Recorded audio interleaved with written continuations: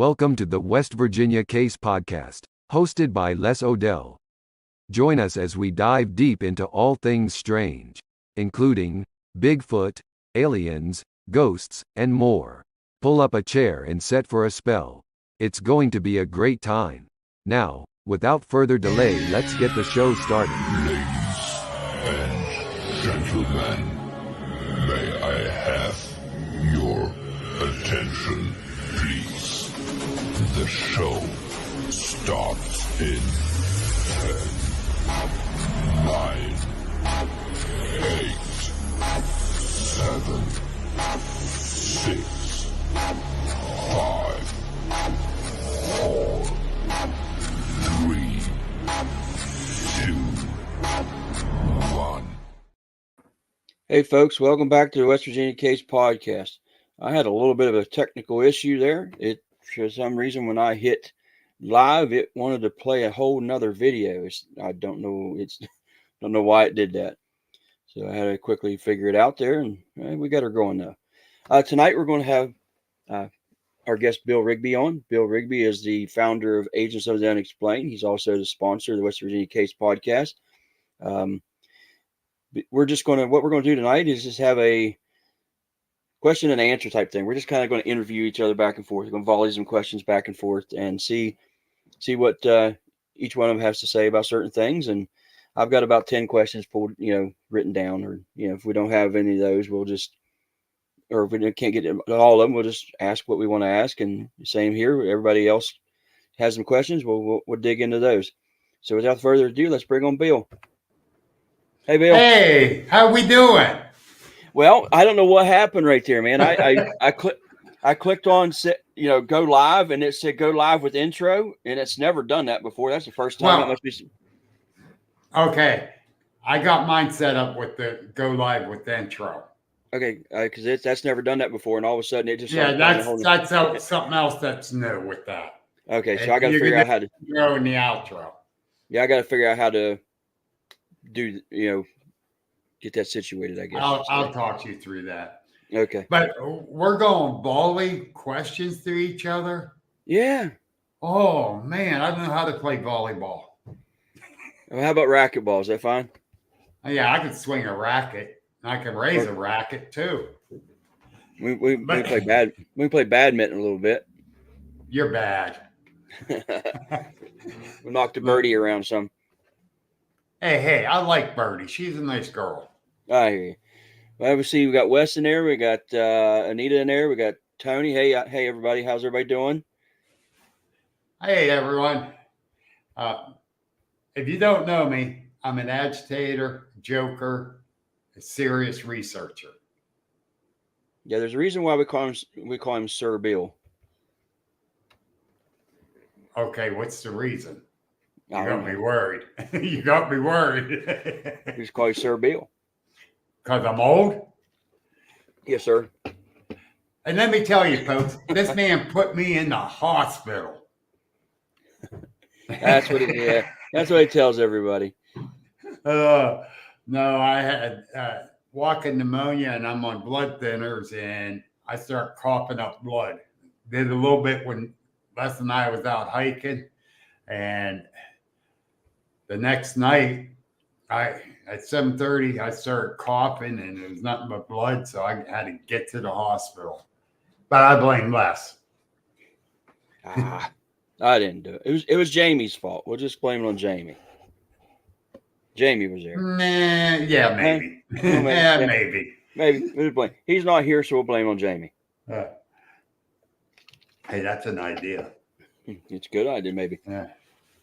Okay, who's throwing the first question out, me or you? I got a quarter right here. Okay. All right, wait a minute. Before you flip that two-sided quarter. No, it's not two-sided. It's an old dirty quarter that I've dug up metal detecting. But here's the thing. You're the host. You asked the first. I was just going to tell you heads I win, tails you lose anyway. So. Okay, I lost. We'll just go right in because I know some people want to know. Bill, have you had a Bigfoot encounter? Have you had a sighting? Hell yes, and I don't like it. It was 15 feet away, folks. So I did not care for that. I loved the idea of seeing one, but not that close. We'll go into it. Can you tell us about it a little bit? It was hairy, it was big, and it was scary. Did you What see else his do you butt? want to know? Did you see his butt? No, Mike Bennett did. What happened was there was three of us, Debbie Preggy, Mike Bennett, and myself. We were walking down the Buckeye Trail, going in so far, stop. And Debbie had this little scope, and she's using it. And we're listening and checking things out, see if we can see anything. Turn around. Something from the left was tossing a small stone or nuts up to us.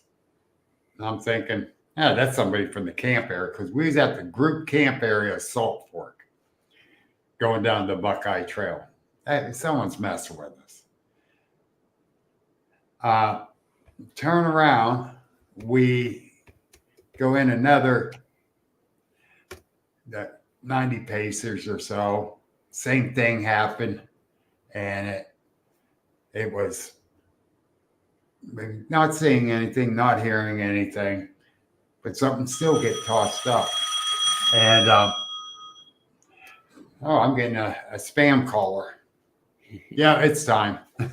But Debbie's getting nervous. We did this 3 times, and finally, and it's getting dark. It's not dark. It's just starting to get dark. And she's getting scared. She says, I'm not going any farther. I'm getting scared. I'm done. I said, give me your scope. I'll go down. You stand there with Mike. Mike has a gun on him, so you're safe. I might not be, but you are. I go down about 90 paces, 100 paces. I kneel down. I'm trying to adjust the scope like this here. I'm looking at it, trying to get it cleared. And out of the corner of my right eye, there was a little movement. And I turned and looked. 15 feet, right inside the wood line, there it was, leaning in, looking at me. I went, oh. And my heart's racing. I feel my skin crawl. I'm thinking, my God, it's right there. Look how big it is. And had long brown hair all over it. And it was dark brown. The skin was darker brown that I saw. It had the boxer's flat nose. The head shape wasn't totally, wait a minute. I think I got it here. Yes, I do. I got a picture that Larry Batson drew. That's similar of what it looks like. I stood up. It stood up. And that's when I really start panicking. I'm like, I'm dead meat. I'm dead meat. And everything going through my brain saying, get the hell out of here. Flight or fight. And I'm not fighting this thing because I can see the muscle tones on it. And it is huge. You know, the trapezius, the arms, the chest, you know, the body shape was huge, 4 foot wide at least. But the legs were a little off. And that's why to date now, I believe it is a juvenile. I start running backwards without looking back. This was 3 years ago. I'm 65 now, so I was 62. And let me tell you, this old man can run backwards quick and not fall down. Don't ask how I did it. But I look at it this way.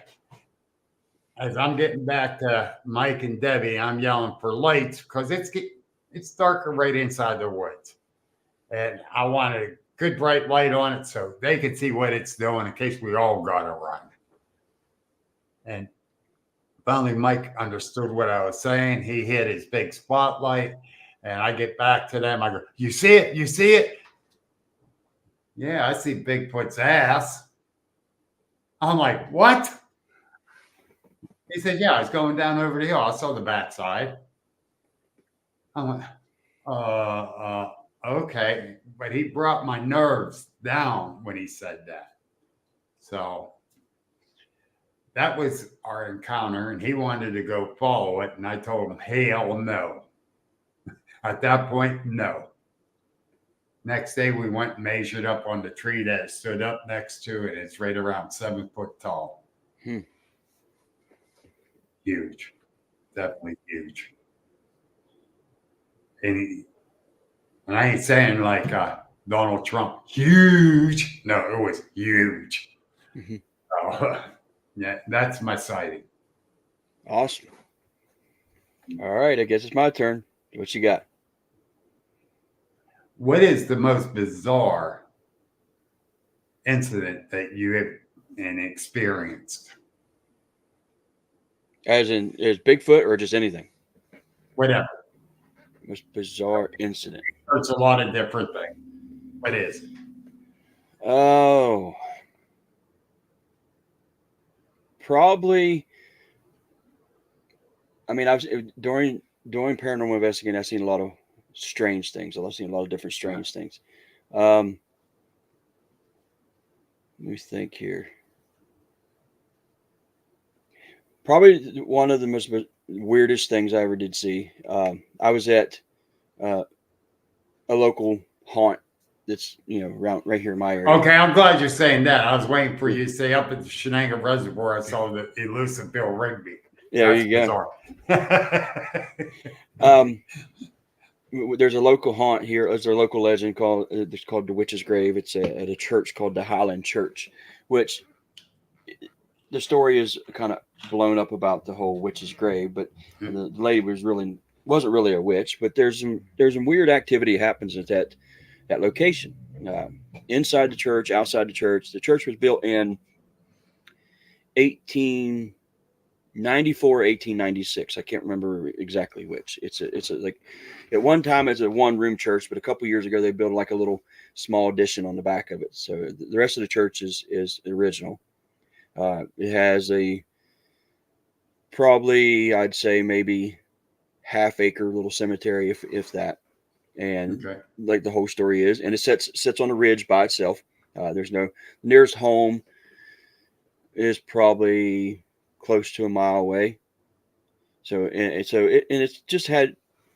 always had this story about the witch, Cyril Jane Wetzel, the Highland Witch, she's been called a few names, but her original and her God-given name is Cyril Jane Wetzel.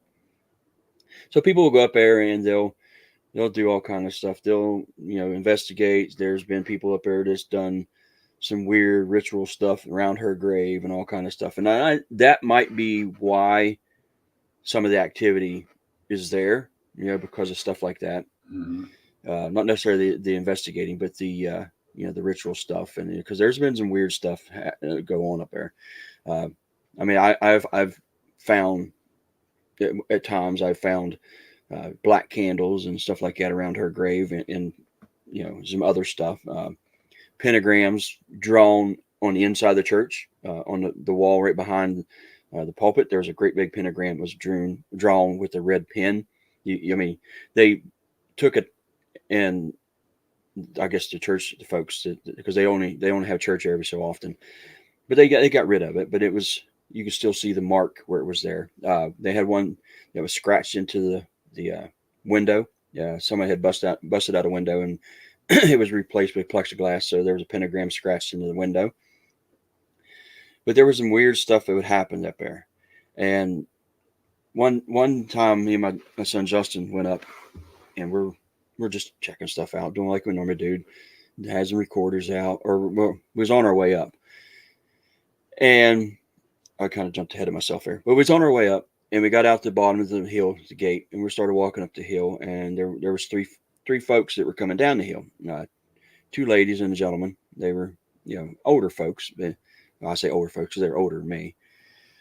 And they seen us and said hey, and we said hey, and we walked by, and they turned and they said, "Hey, are you guys investigators?" And we're like, "Yeah," because we had our shirts on, our little group shirts. And so we go back up or they come back up to us, and they said, are you guys going to investigate here tonight? And we're like, yeah. And they're like, well, that's really cool. And I was like, well, you mind, if you don't mind, you can join us. We don't mind. So they thought, yeah, we'll just check some stuff out. And we went into the church and we're sitting down. I'm trying to remember. And the two ladies were sitting on one of the pews. The gentleman was up on like the little stage like thing, sitting there by the piano. And Justin and I were sitting on the wall, like in front of the pulpit. And that's when, this is back when what they call the Hack Shack first people started using it. When that radio, before the SB7 and all that stuff, you went and got this little radio from Radio Shack. You took it apart, you bent a certain tab over, and it would just scan through the channels. Right. And I did that, and I took it with me, and not too many people had seen it yet. That was kind of like the first one around. And anyway, we're sitting there and it's scanning, and we're asking questions, and started getting things that come through, and just here and there, and we got the we got the response outside, and I'm like, we're at outside, and we got the word gate, and it come across to say gate, and there's a gate that goes into the cemetery. Well, I told the gentleman that was there, I said, hey, go ahead, if you want to ask questions and stuff. So he started asking questions, and then he got to the point where he asked the question, well, who are you? And when he did, it was a male voice. Here's another thing. Anything we've ever caught up there always came across male. It was never like female, supposedly the witch, and it was always male. Well, this voice comes across there just clearly as can be, says the devil. This dude's like, okay, I'm done. I'm done. I don't want to ask more questions. So I forget what else was asked. I said something, and then all of a sudden it just blurts out a net, just clear as can be. And I'm like, that's strange. It's strange. Just a name comes across. I said, well, who's Annette? And before anything can come across the spirit box, the one lady on the pew raises her hand. She goes, my name's Annette. And that just blew us all away, because there was an intelligent response. We had somebody's name, and, it was, Wow. Yeah, it would, we were getting responses to our questions. So that's one of the, I don't know if you want to say weird, but, it was the creepiest, one of the creepiest things. Yeah. Another one was in the same location. I went up, my son and I trying to remember who else was there. It was me, my son, Justin, I think it was my nephew, and his uncle, I think, or his uncle on his mom's side. And we're standing outside, and there was another little group come in from Grafton. These guys come from Grafton, West Virginia, and they come over. We're talking to them, and the guy that supposedly was the leader of the group standing there talking to me, and another guy standing beside me, and we're all leaning on the fence. Well, the one guy's on the inside of the fence, and me and this other guy's on the outside of the fence. And I look over toward where Cyrilla's stone's at, but it was off to the right a little bit. I could see this figure standing in the cemetery. I'm thinking, well, maybe it's somebody over there. Maybe it's one of the other folks, that was there. So I kind of walked down the fence a little bit to kind of lean in, get, straighter shot, and lean in, look over. And when I did, this figure that was standing there just completely disappeared, just gone. And all of a sudden, that guy that's standing on the same side of the fence with me, he goes, "Oh my God, did you see that?" And I didn't say anything. I said, well, "What did you see?" And he said, "This is what I saw." He said, "I see, same thing I did." I'm like, "Yeah, I seen it." I said, "Yeah, it happens up here quite a bit." And this guy's like, "I'm done." He said, "I thought this would be cool." It was the first time he was ever out doing it. He said, "But no." I said, "I don't want to do this ever again." He said, "I'm done. I don't want nothing to do with it." And I kept in contact with the leader of the group for a little while. And I don't know ever happened to any of them, but that guy did tell me, after some time of talking to him, he said, no, he says, buddy never did go out again. But then I lost contact with the guy that was supposedly the leader. So I don't know whatever happened, whether they continued or he continued or whatnot, but I'm not sure. But yeah, that was a couple weird things from up in the witch's grave. That's interesting. That's definitely interesting. I'd have fun with that. Yeah. It's a cool location. I mean, bad thing is now there's been so many people that go up there. Then there was some folks that messed some stuff up. They knocked stones over. They I and hate idiots. Yeah. Those are idiots. so now you you go during the daytime, it's fine, but you're not allowed up there at nighttime anymore. So Well, I can understand that. yeah, They just like ruining it for everybody. yeah, Yeah, I had similar experience at a bigger place. So yeah, it's kind of crazy. Get your heart going a little bit. oh yeah, yeah, absolutely. I enjoy it. Oh I yeah. enjoy it. Yeah. All right, my question for you, second question. It's still I don't know. I'm gonna stick with the Bigfoot still, right? All right. What were your thoughts on Bigfoot before your sighting? I knew they were out there. When I first started studying, I'm thinking Pacific Northwest, Canada, not here, Pennsylvania. No. Now I started doing more and more research on, holy shit, we're in the top 5 sightings. Oh, so I started. Tony, I'm going to answer that in a moment. That's a good question. And when is your camp out too, Tony? I don't know. That's the one I'm putting on next or in a couple weeks. Oh, no. No. I'm just getting over from being sick. Yeah. The thing is, when I start researching deeper and deeper, now I got involved with several different groups, and I'm thinking, man, God, we need DNA just to prove it. And I'm out. Actually, 3 years ago, in the beginning of March, me and Brenda Sproul was out at the Shenango Reservoir.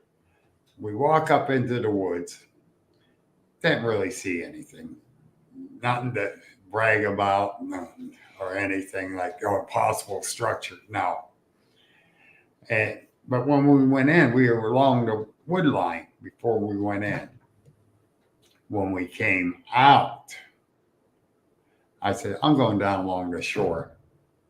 We found that trackway that went for over 100 yards. That was awesome flying. Oh, yeah. And that's before my sighting. Mm-hmm. And I'm like, holy cow, these people find 1 track or 2 tracks, which we did too. Debbie Preggy and I went to several different spots, but the one farm we checked out, we found prints. We didn't find structures. We didn't find tree breaks. But turn around, finding that trackway, my heart was just going crazy. I actually videotaped it, and I'm walking beside it, and this thing is 1.5 inches deep. I'm only going maybe 1/4 inch deep, and I weighed 175 pounds. And I'm like, whoa. 14-inch footprint, 7.5 inches wide. That from heel to toe was 5 feet on the spread. And I'm trying to walk fast, run, and to get that spread. And I still couldn't get the spread. And I couldn't go that deep. So in my first attempt of trying to cast, I screwed it up. Number 1, I didn't wait long enough because it's closer to the water. So underneath, it was wet. And so when I went to bring it up, it just fell apart. Was ready to cry. No, there's my first casting. I couldn't even do it. But Brenda, she went and bought some plaster there at Walmart and came back, and we casted that. And I says, we're leaving it for 24 hours. Put some sticks up. We'll put this bag over it so no one will step on it. And yes, that was crazy. But she got it, but it has a stone in the middle. Yeah. Uh-oh. Uh-oh. Val, you're going to go there, are you? All right. Can I go with this one, please? Yeah. Yeah. All right. Yes, I did have a UFO sighting. I was 14 years old. Spring day, nice out, beautiful sun shining. We're at the school bus stop, getting ready to go to school. I look up the hill, and there it was hovering. I'm like, are you serious? And I'm telling the other ones, look, look, look. Of course, my brother don't remember because of the short-term memory loss, long-term memory loss from his health reasons. My sister, I don't know. Really? I ran in the house, told my mother. And I says, Mom, she's at the kitchen sink, which is facing the way the UFO was at. And I go, look up over quads. There's a UFO. She's looking, she's staring, she turns around, looks at me, dead serious, and I mean very firm voice. Do not say anything to anybody. Whoa, okay. I mean it. Keep your mouth shut. And I went, whoa, okay. But I did speak to the kids back at the bus stop because I had to get out there catching bus, or my mom would have kicked my ass. I found out within the next week why they didn't. My mom didn't want us to say anything because the guy that lived up the hill got a picture of it, turned it into local newspaper, local news channels, and all this. And people start calling him crazy. He's a nutcase. He threw a metal trash can lid up in the air and took a picture of it. There is no way in hell I saw that, because it is a good half mile to 3/4 of a mile away. To see a metal trash can lid, nope, ain't happening. And so this was 1973 when this was. Now, the next part of her question. Where's it at? Okay, here it is. I just did a presentation in Johnstown about Bigfoot, UFOs, the coincidence, the paranormal, intergalactic, all that crap. I threw it out there. And like I told the people what I thought, and I still presume, even though I'm keeping an open mind, I presume they were flesh and blood. But let's take a couple steps back. People are tracking some in the snow, in the middle of a field, and the tracks are gone. Did they jump into a portal? Did they say, beam me up, Scotty? There's idiots down here. I don't know. I still presume, and I can be 110% wrong, they are flesh and blood, but they can still be interdimensional. They can still jump through portals because none of us really knows. Is there a connection? Damn good possibility, because there is correlations of sightings there. Les, have you got any reports that way? There's only been a couple where somebody has seen a UFO and near their property, and well, I can't say UFO. It's more like lights. One's like it was a large red orb type thing, but not a bunch. I haven't seen a bunch or taken a bunch.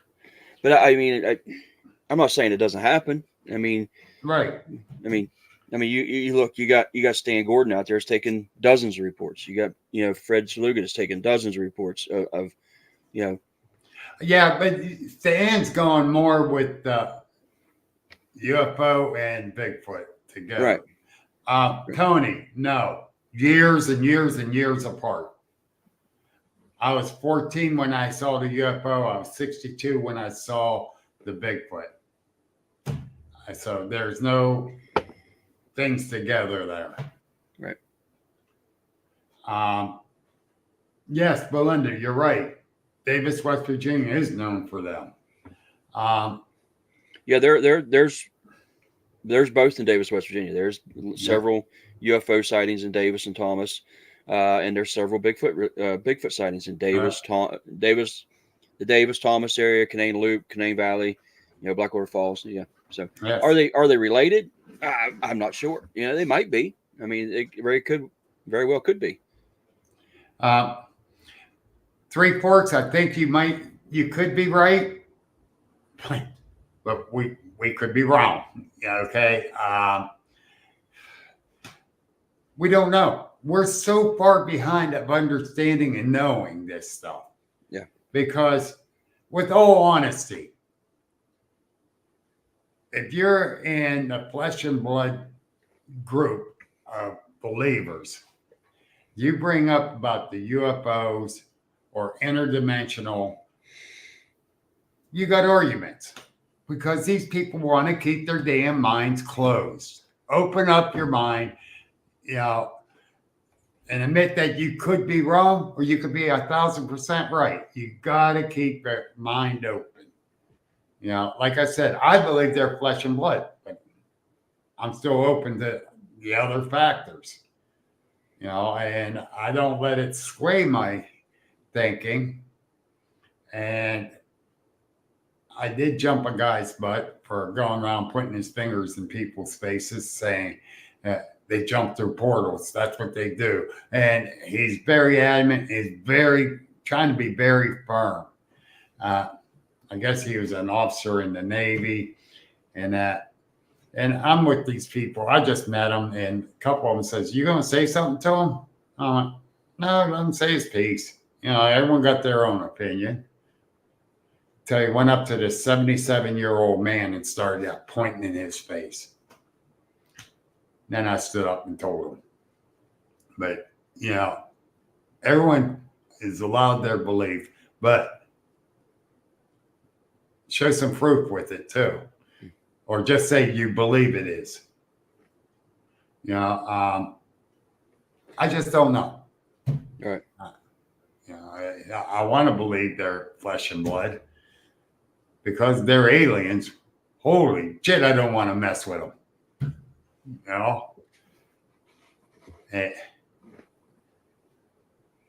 Well, I can remember when I called you a while back, or I forget if I called you or whatever. I said, "Hey, I got a question for you to just baffle your brain." And I was like, "You remember what I asked you? What if Bigfoot's what we would have been if aliens didn't mess with us?" Yes. I think you were probed once too often. Yeah, that's a baffling question. Yeah. That really is, because you think about it. Was we really messed with by aliens? Right. Mark, you're watching Les's. I'm a guest that he's trying to beat up. I want to, Tony. I here's the thing I have with people who's like paranormal or flesh and blood or how or not paranormal but interdimensional flesh and blood. I think no matter where they come from, unless they are some kind of spirit demon or something like that, even if they're coming from another dimension, they are still flesh and blood. They're alive in another dimension. It would be any different than us if we were a dimensional traveler and we went to a different dimension. We are still a flesh and blood animal. We're going to leave tracks. We're going to leave evidence. We're going to leave some kind of trace evidence. So, yeah, I have a hard time with the terminology, interdimensional. People thinking interdimensional means they're not flesh and blood. I don't know. Can I use that this weekend at my presentation? Absolutely. Because that makes a lot of sense. And I don't want your head to swell. Same with Shane Spencer and Mike Hartman and Jay Fouch. I grouped you guys all together and I threw your names out during my presentations this weekend. I did 2 of them about being the researchers and the open mind and how you guys research. I says, if we have more researchers like you guys, a lot of answers will be done. And right. I'm dead serious about it. And I'm not trying to pat you on the back or you got me on your show. You I've always said that from day one. You're the ultimate researcher. Mark, he's so confused. Yeah, Mark, I broadcast on Bill's StreamYard. He sponsors this show, so but him as a guest, we put all the platforms on here or whatever you want to call it. Yes. My two Facebook or my YouTube, my Facebook, Bill's YouTube and Bill's Facebook. So we put them all on there, and it does gets kind of confusing, But yeah, it's actually my show. I'm just talking with Bill. Bill, I want to answer this one here, Brianna. Thoughts on? I didn't click on it. Thoughts on the UFO owl connection? Owl? Owl. Yes, there are a lot of people that do believe that there's a connection. Because there are a lot of people that have encounters with UFOs, believe that they see large owls, like during visitation or maybe during abduction cases. There have been owls seen, like large owls, 3 to 4 foot tall, in their driveway. I never heard that part of it. Oh yeah. So I don't. That's why I want owls. Yeah. I'm a little confused, like Mark is. I'm sure you've probably seen. I think Steve Ward wears it at times and says it wasn't an owl. Yes. Shirt he wears. That's what that means. That's what that's from. Yes. But yeah, I don't know if the belief is, I guess you want to say the connection. The belief is that they manipulate your memory and make you see what you want to see, or manipulate your thoughts and make you see what you want to see. And a lot of times people see owls, large owls. And then in some cases, even in Bigfoot related stuff, people hear owls and that seem to be off, like they don't they don't sound right. So there again, is there a connection with Bigfoot, aliens, and owls all together? I don't know, but there is a supposed. No, I heard it, like with that mass abduction. Yeah. They've seen Bigfoots up there. I did not hear anything about owls or just hearing owls, but several abductees. Yeah. Seeing a Bigfoot on the ship. Well, most of the ones that I've ever read about are usually around their home. I don't not necessarily when they actually get like abducted, I guess, but they may have been abducted and not know it. In a lot of cases that happens. Mm-hmm. But there's always, not always, but there are times when owls or the sightings of owls and stuff like that are present, and usually people describe them as 3 to 4 feet tall. And there's not a whole bunch of owls out there that are that large. So I seen one that was close to 3 foot, and that was a barn owl. I believe it was at a farm, so I believe it was a barn owl because they had it in the milk house.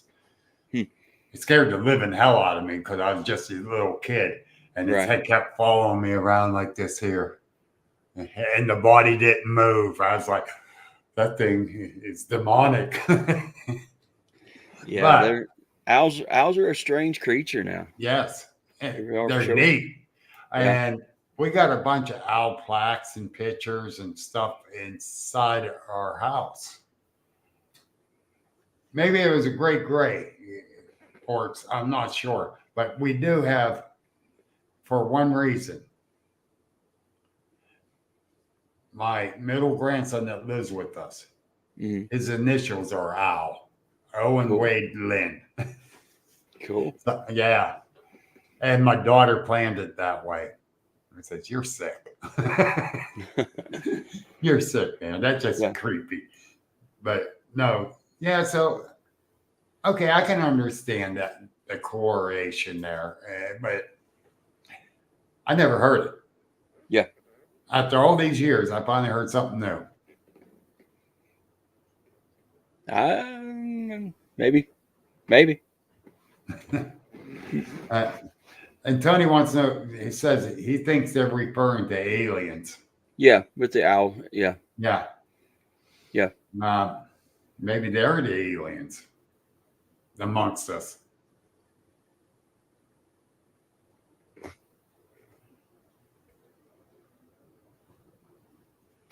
Bill, we're reading yes. too much. Yes, we are. I like what Steph's saying too. Yeah. The great horned owls all here. Great horned owls all over up along the Peak to Peak Highway where I live. Really, really busy right now picking off rodents before the snow. Yep. And right here, Nancy has to say. Huh.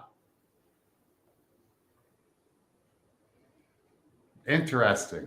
Sweet. Very interesting. But yeah, that's what I've heard as far as like a connection that people, even people that have went through regression or right. You know what I'm talking about, been hypnotized and go through have even. I guess it's so strong they can't even get away from the fact that they were seeing big owls. But that's interesting because now you got me looking up something else. Yeah. Jeez, oh man. As if I don't have enough to look up.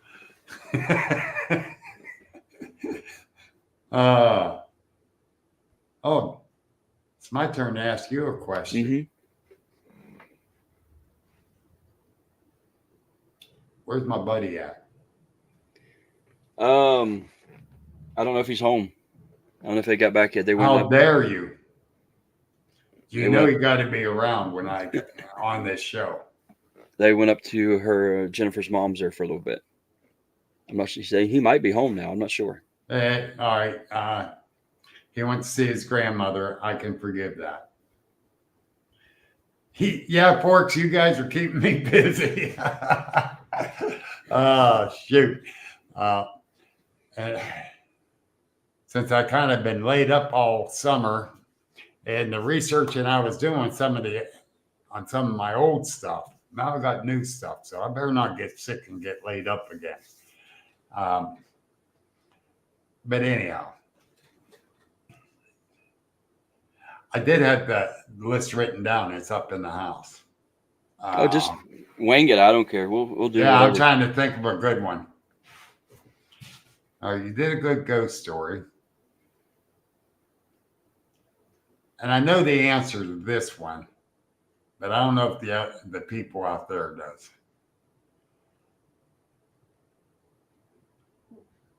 Have you seen a Bigfoot? What was your reaction? Or what do you think if you do see one, what your reaction will be?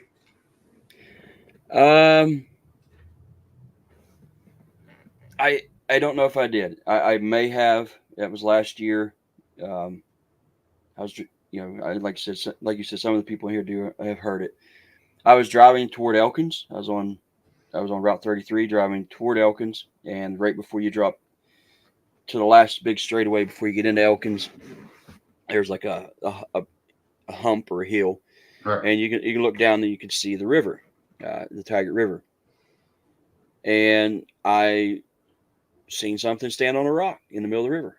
It was black. It was big. It was standing up straight. Well, put it this way, in my mind, that's what I seen. And now and since then, since I didn't get a super long look at it, I kind of want to second guess myself, but I can still see that form. I went into Elkins, turned around, and come back, and where the rock, I knew where the rock was. I knew where it was at. There was nothing there. There was nothing on the rock. There was, nothing near the rock. I went back later, the following week, or that following weekend, the upcoming weekend. I believe it was at Tammy. Tammy, was it like the same week after when I called you? If she's still in there, but Tammy and I went. I think it was. Yeah, and there was nothing there. There was no tree standing up that looked like a form. In my mind, if it was a fisherman, this thing was way too big for a fisherman. If it was a bear, possibly, but it still seemed way too big for a bear standing in the middle of the river, or a rock in the middle of the river. Yeah, a week later, Tammy says, I thought it was. But I don't know. Sparky, it is a Dr. Pepper. I still second guess myself even today. It's been over a year now, and I don't really know what I saw. Or I don't really know what it was. You're not positive. No, I'm not positive. No, I can't say that I did, and I can't say I didn't. I just know I can close my eyes and see that snapshot picture of something was there, but I can't make out what it was.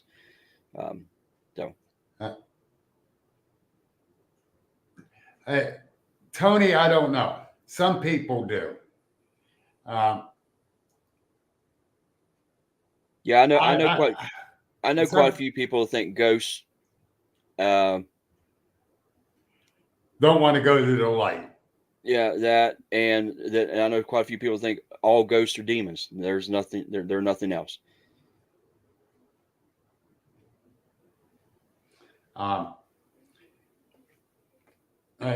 Forks, you're right about that too. Yeah. But oh, BJ, the shirts are out in the car, so it was the decals. I think with the ghost, they're afraid that they might not end up where they want to go. So they stay in this other dimension. It's what I believe. We did an investigation in Butler, PA at the old VA hospital, which is 288,000 square foot. We was just supposed to do a quick walkthrough, an hour or two. That did not happen. We were there for over 5 hours. We've had activity on every floor, the basement and sub-basement, all 5 floors. So I had a connection with this Vietnam vet. He did not want to leave where he was at. He was happy there. And I did ask him, I said, would you like to go with your family? No. Happy here on the spirit box. Angel put the headphones on so she couldn't hear us ask questions. And we're asking questions. He was answering them. At the same time, my EMF meter was going berserk every time he answered. And usually just goes up and backs down. That sucker was the lights were going, nee, nee, nee, nee, nee, nee, nee. and she's hearing his answers. I can't. So I know something's going on because of the lights. Well, the next couple of days, she's deciphering all the recordings. She calls me early two mornings after and said, "Holy shit, Bill, he answered every question you threw at him." Really? And she's throwing at me everything he was saying. And she says, "And I'll play it for you when I see you." And she did. He answered every question. And I'm like, whoa. I asked him if he wanted me to come back. He wants me to come back.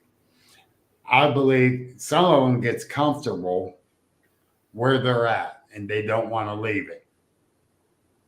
That space. He didn't even want to go out of the room and go down the hall with us.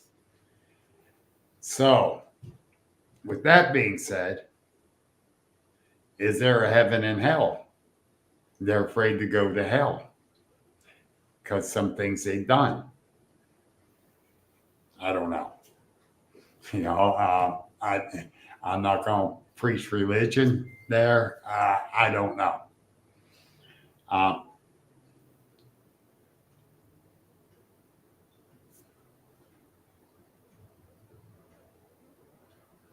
The entities existing as bosons instead of vermins.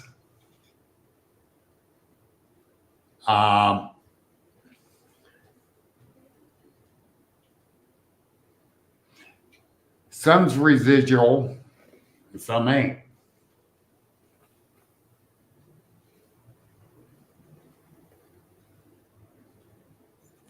An old age home, huh? You're going to have activities there. I don't care. Good, bad, whatever. At the Butler VA, the one room we went into, it was like the visitors can all go there and visit with the patient in there. You know, it's like an atrium type room. I felt a bad energy in there. I had Angel come down and to it, and she felt the same thing. And she says, "There is something bad in here." And then she says, "Uh-oh, yes." And so he wanted to follow us out of that room, and we had to tell him, no, he can't come with us. We had to stop him from following us because he had a bad attitude. So, you know,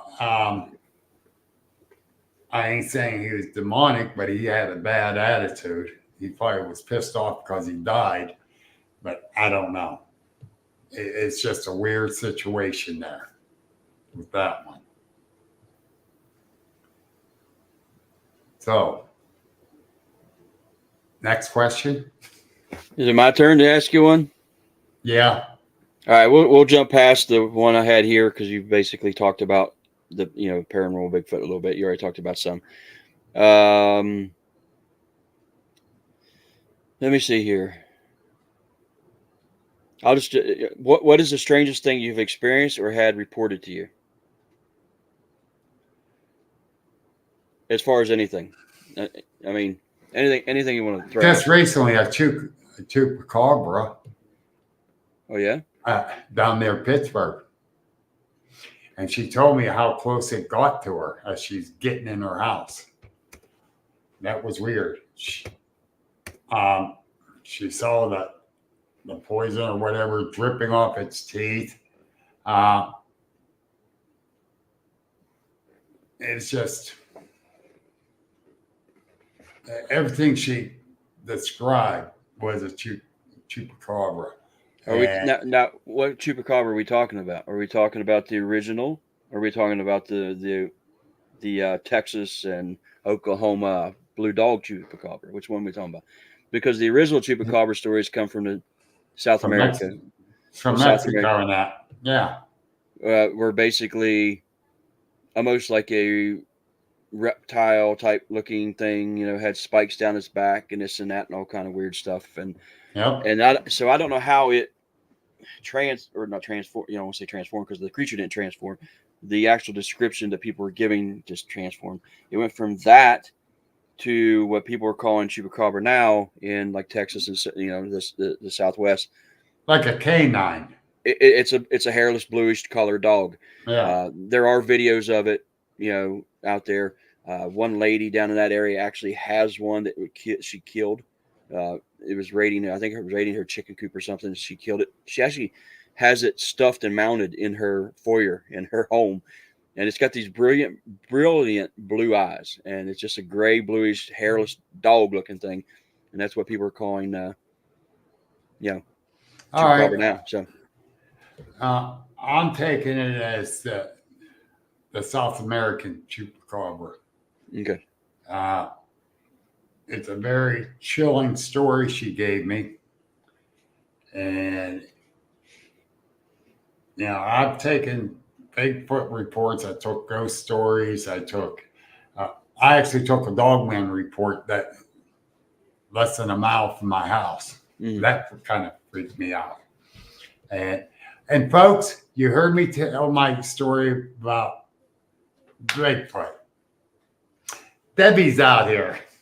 Hi, Deb.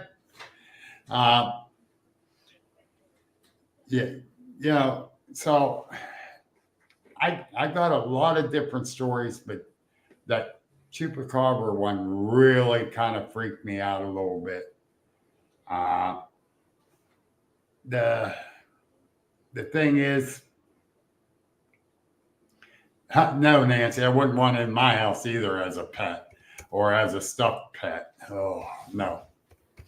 But the Dogman report, I'm going to say, is the second weirdest one I've ever taken because it was so close to home. And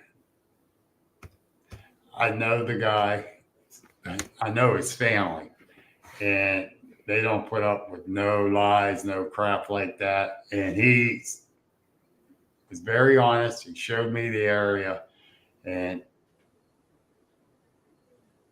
I believe his story. I believe that, and we've had reports farther north from there and the next town south, which is, if you go by the river, about 1.25 miles. So, I didn't get that report. That was Jamie King's report. I don't know. It's just, those are the ones that are weird enough. Oh, come on, Porks. I want to see that battle. Yeah, absolutely. We got to have a cameraman out there because I don't want to be close. I'm checking. I admit it. But all right, let me think of something really good for you. What the hell was you doing in Erie today? I had to go up and pick up a forklift. We bought a forklift up there at Erie. Brought it back down here.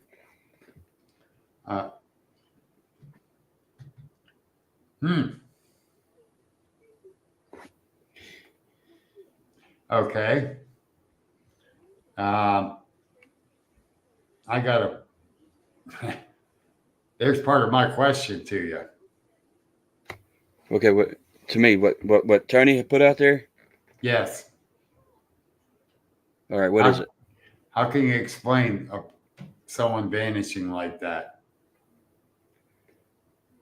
Well, it depends. It depends on what they are. Or if we're talking about a spirit, what they're made of. Are they made of energy and that just dissipates? Or are they ghosts that people see nothing more than something on another plane of existence? Maybe another dimension or realm or something like that. Just think it as this is these dimensions not running or time or whatever you want to call it, or dimension or time, whichever, not running linear, not in a Yeah, right. parallel. There's the whole the string theory where it's just time is just a big ball. So what if sometimes these timelines, you our timeline 2024 and say 1824 are getting close and they kind of meld together at one time. Maybe in that same area spot, whatever, where it's inside of a home or something like that. Mm. And kind of like a time slip in a way, yeah. But it's more of a just and because there's a lot of stories where you hear people saying, "I seen something," and I was extremely taken back. It stunned Right. me.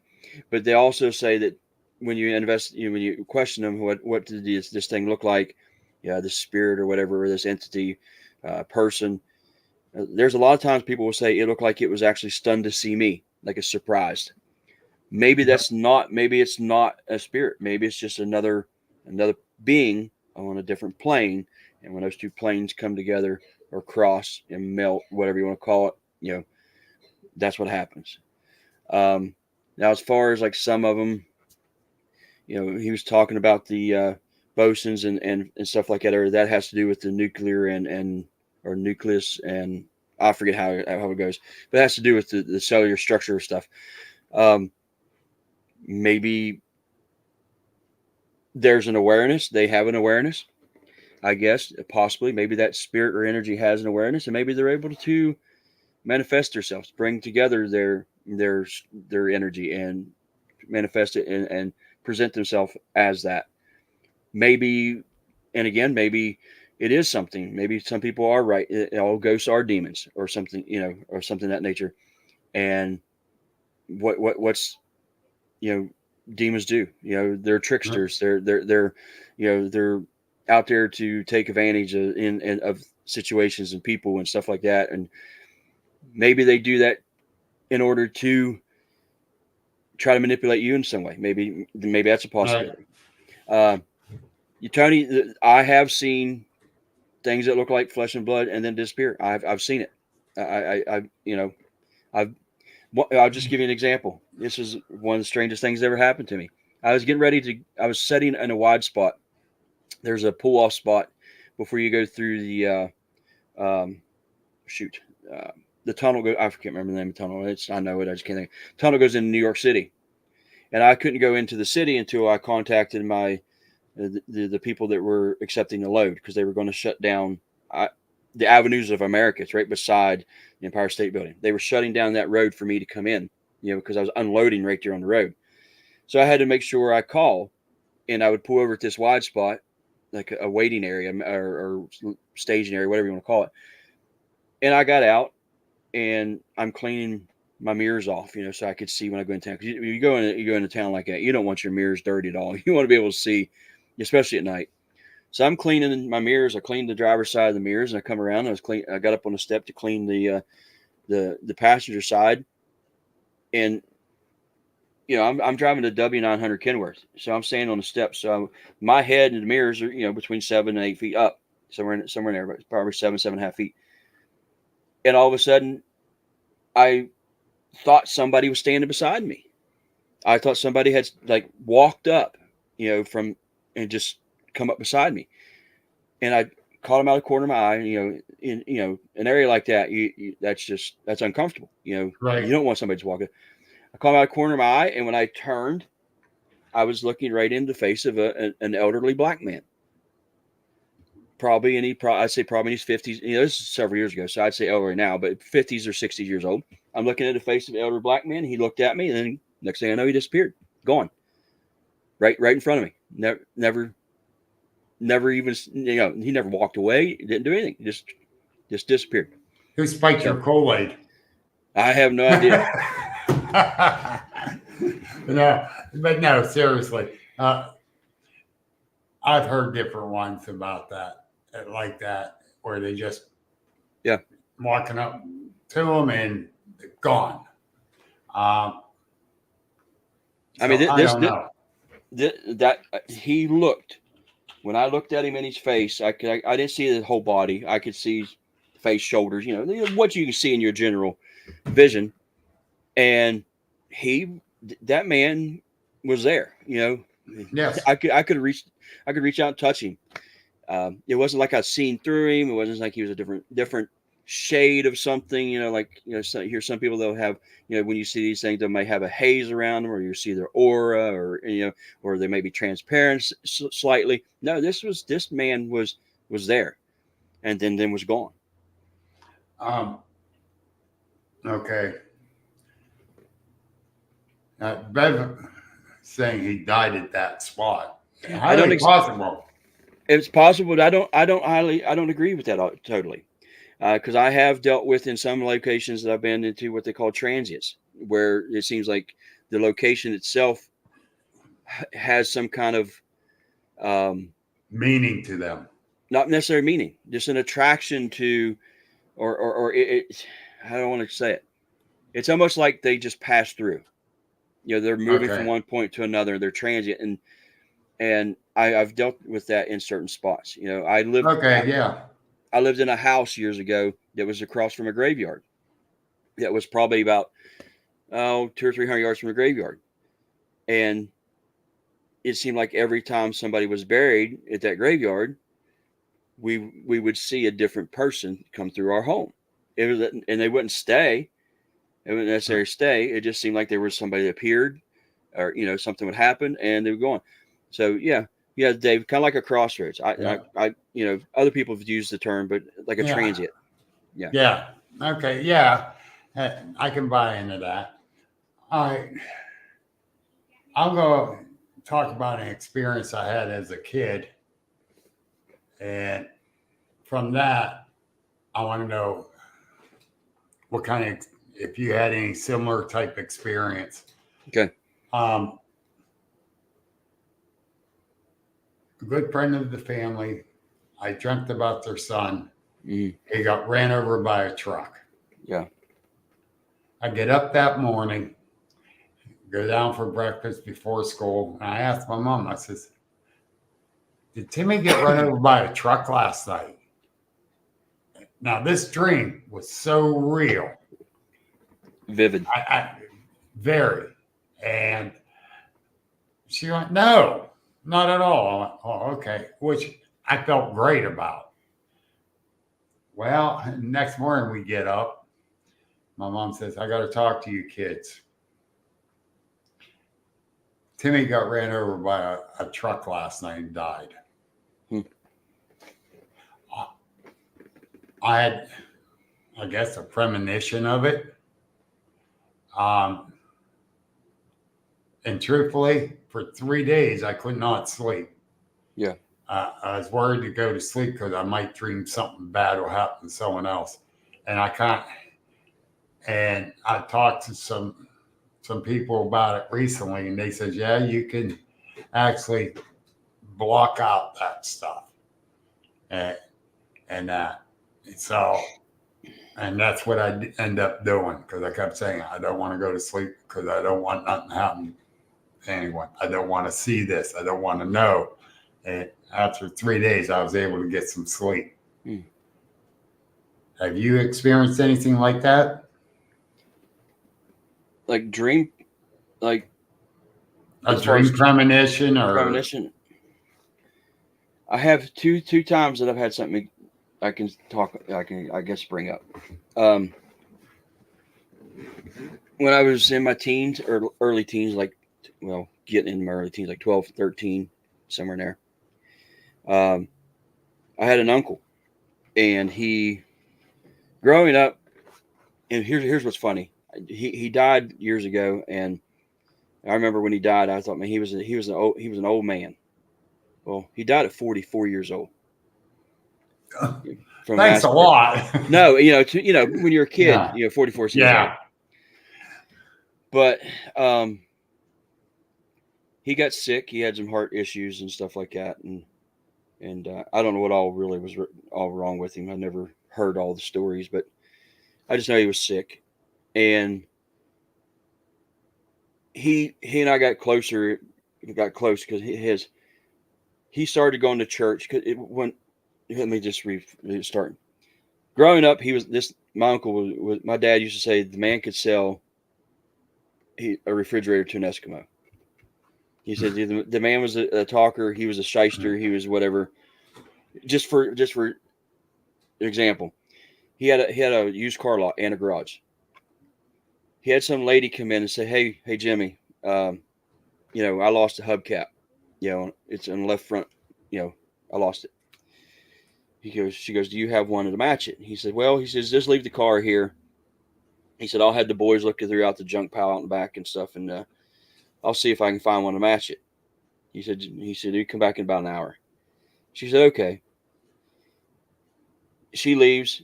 He tells his two boys to come over. He said, "You see that left front hubcap's missing?" And they're like, "Yeah." He said, "I want you to go over." He said, "I want you to take the right rear hubcap off that car and put it on the left front wheel."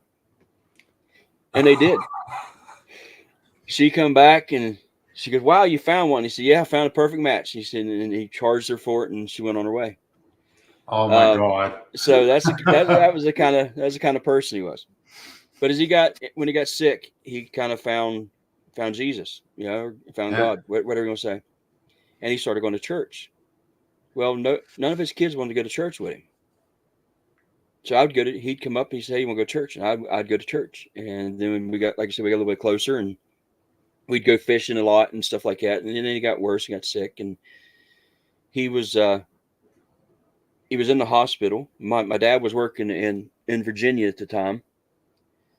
And I walked through from my living room there. Like if you walk through in our living room of the house I lived in, you walk from the living room into the kitchen, and it was straight back to the bathroom, and off to the left was my mom and dad's room. And I walked into the kitchen, looked to the left, and here's my Uncle Jimmy standing at the foot of my mom and dad's bed. He's in the hospital, and I know he's in the hospital. And I looked at him, and he looks at me. And I didn't say nothing. I didn't know what to say. And he just shakes his head like this, and he's gone. So I didn't tell my mom about it. I didn't say anything to her. Dad got home, and I said, I wanted to, because my dad would listen to things like that from me. He experienced stuff as a kid and stuff. And I looked at him, I said, "Hey," I said, "I seen Jimmy today." He said, "What do you mean?" "He's in the hospital." "Did you go to the hospital?" I was like, "No." I said, "He was in your room. I seen him staying in your room at the foot of your bed." And he looked at me, you could see his face just drop. And he looked at me and said, "He's not going to make it." And Mom got us the next morning, had to go to school. Mom got me up and she goes, "You don't need to go to school today." I'm like, "Why?" She goes, "Your Uncle Jimmy died last night." And so that's the one time I've experienced something like it. I don't know, not really a premonition, but the visitation or whatever they call it. Not grief. What is it called? Crisis visitation, I think is what it's called. Yep. So I experienced that. The other time was a dream. It was kind of a premonition. That was a few years ago. Well, it's been quite a few years ago. So Jennifer and I weren't married yet. So we've been together for 12 years. I had a dream about somebody in the family being pregnant. And I told her, I was like, somebody's pregnant. I said, "I don't know who it is, but we're going to find out in December." And come to December, we found out it was her brother and sister-in-law. I'm like, "What?" I'm like, "Great." She's like, "How did you know that?" I was like, "I just had a dream." And I started describing, I was like, "Yeah, it'll be a little girl." And I said, "The dream is a little girl." And she said, "Okay." We never said anything. And then I had another dream. I said, "Something's wrong." I said, this was like, I said, "We're going to find something out in March. There's a significant date in March and something's wrong." Well, they found out the baby wasn't growing. Oh. And so the next dream I had, it's a total of 3, was the dream was the baby laying there beside another baby, a boy. Right. And this hand comes into the picture with like a white lacy sleeve and this like beautiful hand. And now I think it was an angel in my dream. And I told my wife, I was like, this is what I had a dream. And we never did tell her brother about it. And I knew that the baby wasn't going to make it. And they eventually, because the baby wasn't developed, Yeah. they had to terminate it. I mean, there was nothing they could do. But Man. yeah, so that one was rough. But I told her, I was like, are they sure there's not two? Are they sure there's not two? I seen a boy and a girl. Are they sure there's not two? And she goes, no. I was like, well, there's another baby. And then she said something, I guess, to her mom or somebody, and they found out that the mom had lost a boy prior to her getting together with my brother-in-law. Oh. So, and I was like, and nobody knew that, but I seen it in my dream. Oh, wow. That's crazy. Yeah. Oh, man. Yeah. That is crazy. So somehow you're like a medium. No, I don't say that. Just sometimes things happen. My dad used to do the same thing. He would experience something or have sight, or like not a sighting, but like a vision. It doesn't happen to me much. It's like every so often, but that was one that was really, and it was rough. Well, if you see anything bad happening to me, you better tell me. Absolutely. Better tell me, so I'd be prepared. All right. Well, we're a minute, an hour 20. I'm going to ask you. I'll just ask you two. We'll just skip the other questions to the end. Yeah, we're still on here, Griff. Yeah, Griff. I'm gonna ask you two questions. You can answer real quick if you want. Name one person you would like to meet. I'm gonna ask you so we can get into a little better, feel here. Name one person you would like to meet in the Bigfoot field and why.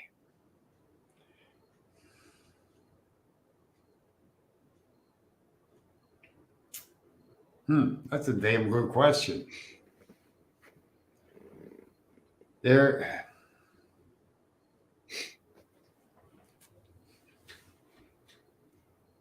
I can tell you who I don't want to meet, but that's beside the point.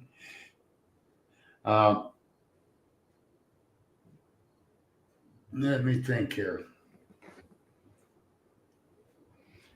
Ron Moorhead. Cool guy. I met him a couple years ago. Rub it in.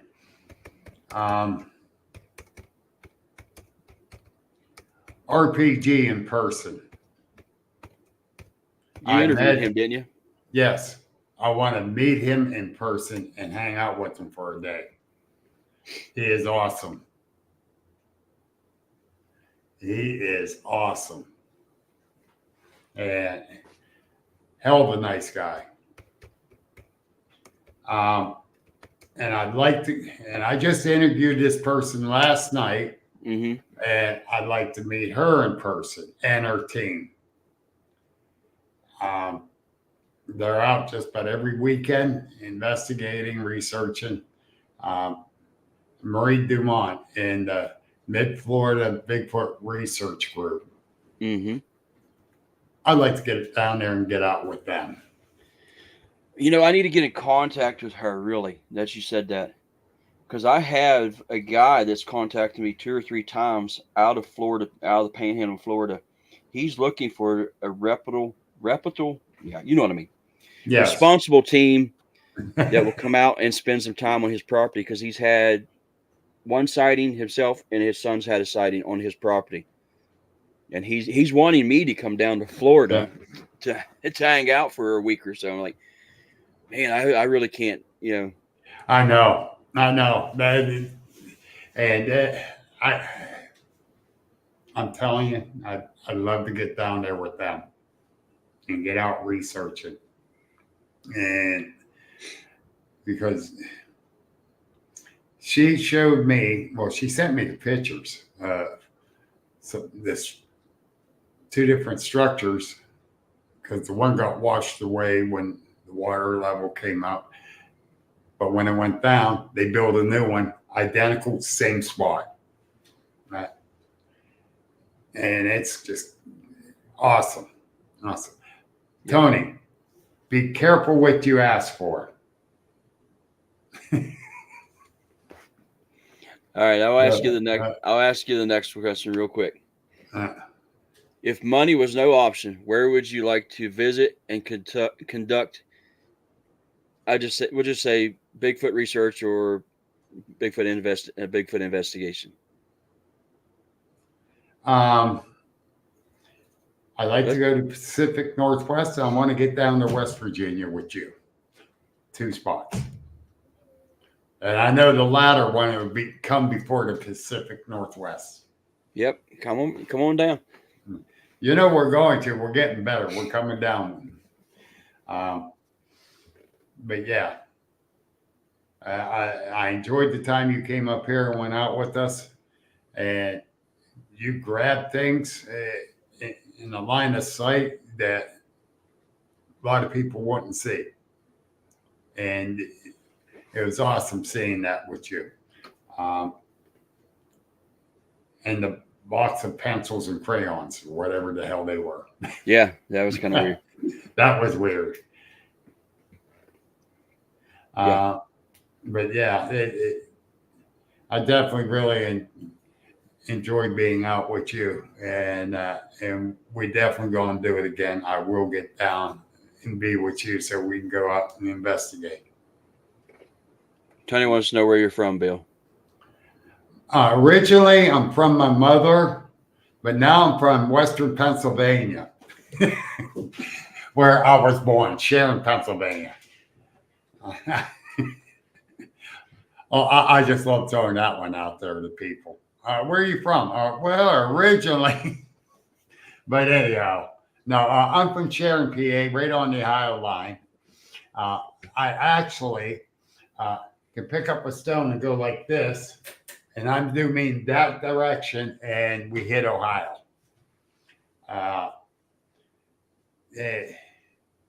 So yes, I saw the Ohio grassman. I possibly seen one here in Pennsylvania. Watch it, BJ. I'll get you this weekend.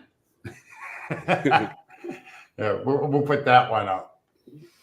BJ, are you saying he's hatched because he's just a big turkey? Jeez, oh man.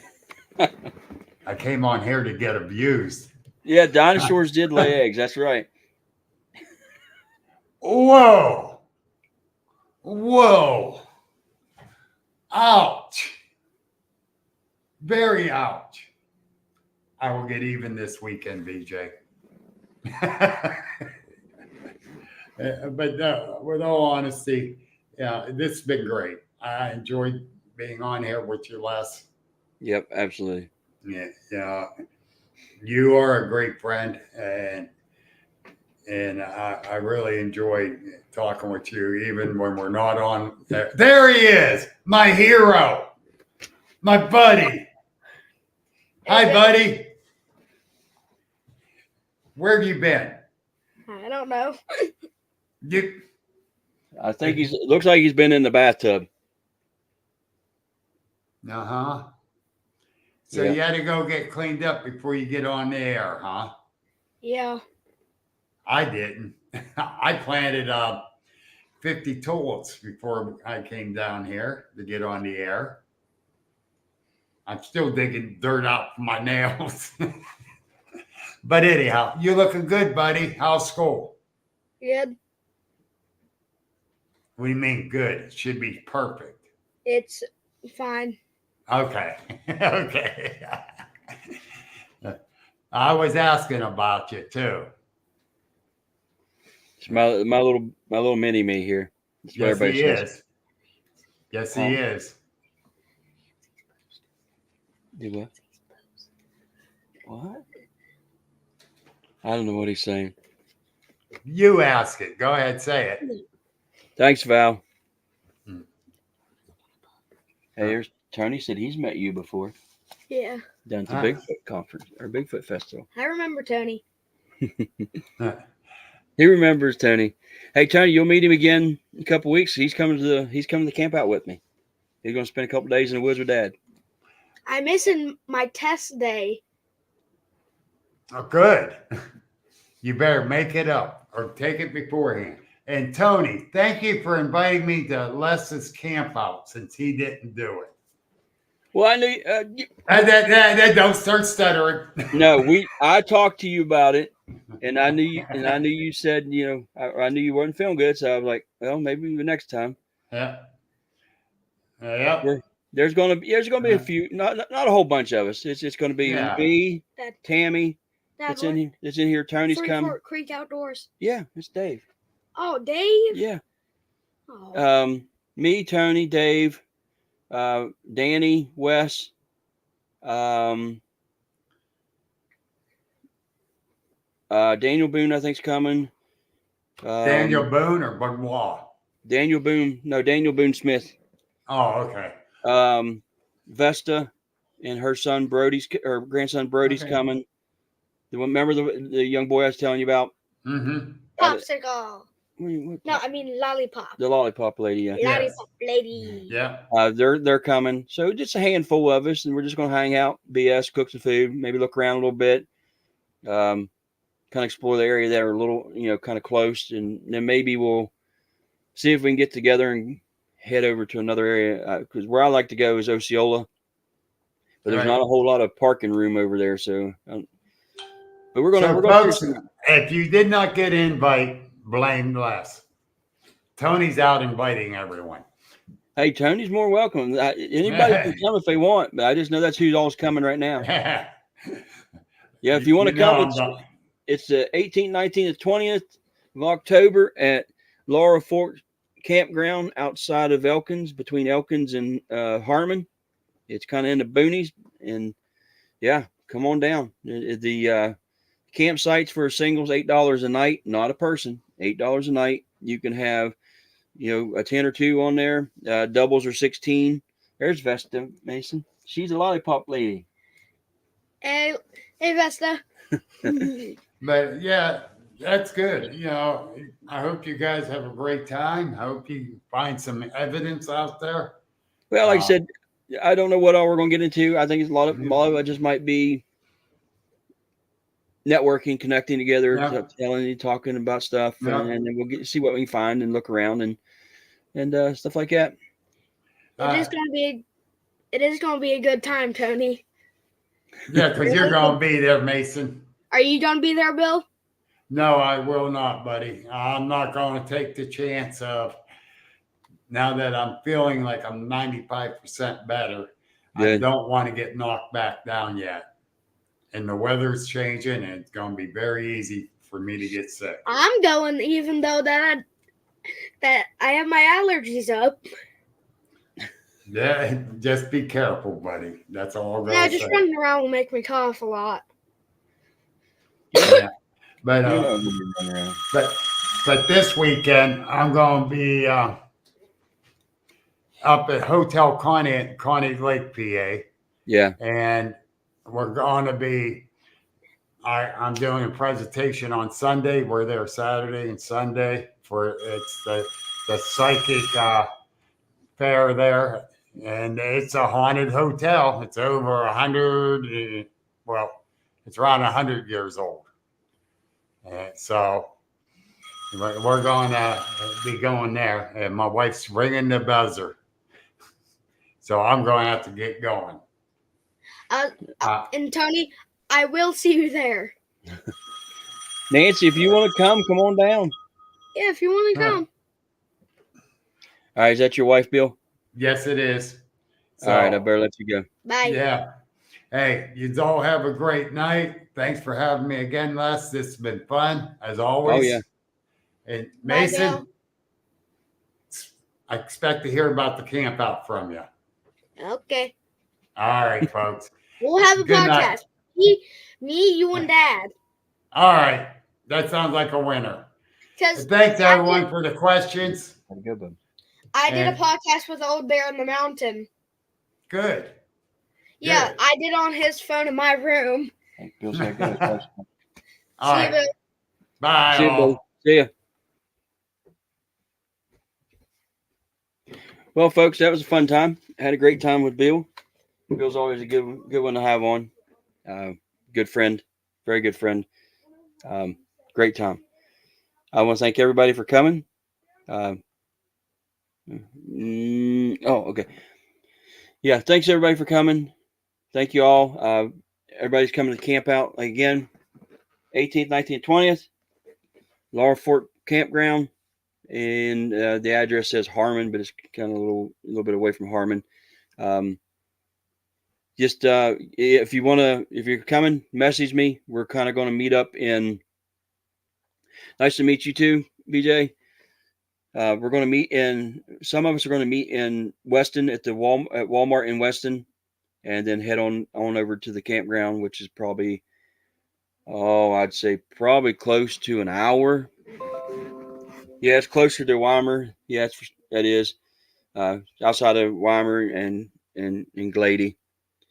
But it's kind of a remote campground. It's down in the valley. It's pretty cool. There's a lot of roads we can check out up on the hill. It's real close, not real close, but kind of close to Spruce Knob, the highest point in West Virginia. Sinks of Gandy, which is pretty cool. Osceola, which is a cool spot, so where I like to hang out. So yeah, if you guys want to come, hit me up. I'll give you directions, give you and everything, and I'll tell you everything.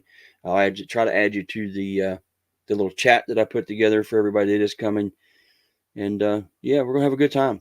Like I said, $8 a site.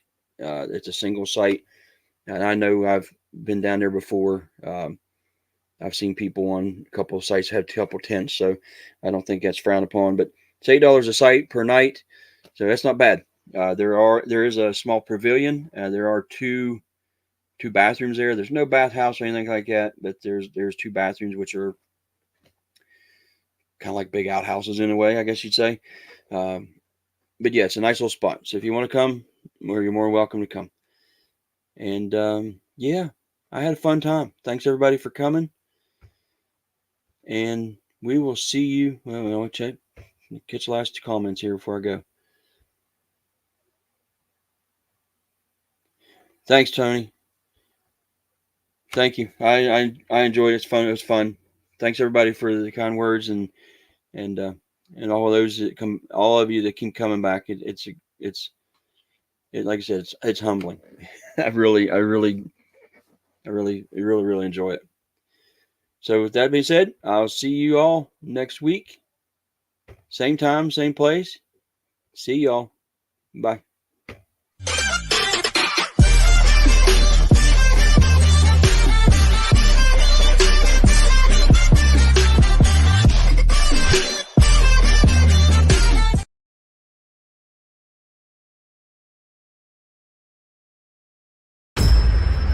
Thank you for tuning in to the Agents of the Unexplained. Please visit our website at agentsoftheunexplained.net for unique paranormal merchandise like t-shirts, books, and coffee mugs. Join our Facebook group and subscribe to our YouTube channel for more thrilling content. Until next time, keep questioning the unexplainable.